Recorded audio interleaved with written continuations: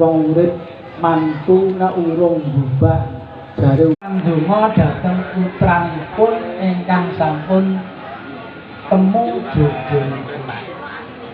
Sejatosipun Abu Ramping ajeng menika ingkang awujud Bokor Kencana, Gendhaga Kencana kalih Gendhaga Mulya menika sawijining pralambang dongane Pak Parno nyang putrane. Sebab donga sing paling mandi niku dongane tiyang sepuh. Mulane ampun dilepas mantu mbah menika wong tuwa kados Mas Parno Ibu namung isine ndonga. Dongane ingkang awujud Gendhaga Mulya kalih Gendhaga Kencana.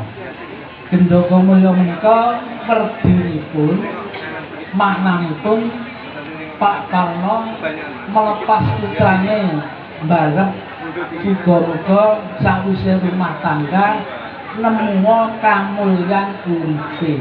Menika diwujudaken Gendhaga Mulya.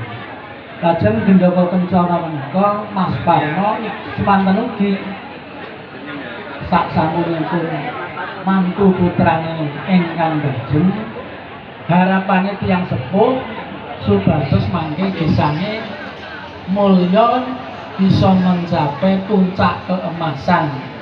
Mulane jenengane Gendhaga Kencana sampai puncak kejayaanipun anggenipun gesang bebrayan sakeluarga.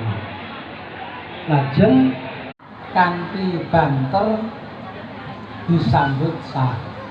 Nek muni kula tangleti hajate Pak Parno wis luwar napa dereng kedah dipun sauri sesangan sampun luwar.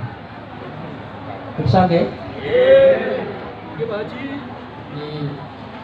Sampun paripurnanipun bubahan, lan iki kula taring jenengan sami. Sedherek saking dukuh kuatangan kalian sedulur Samonata anggenipun bubahan Mas Parno sampun sah napa dereng? Sampun. Sampun luar napa dereng? Sampun. Alhamdulillahirabbil alamin. A'udzu billahi minasyaitonir rajim.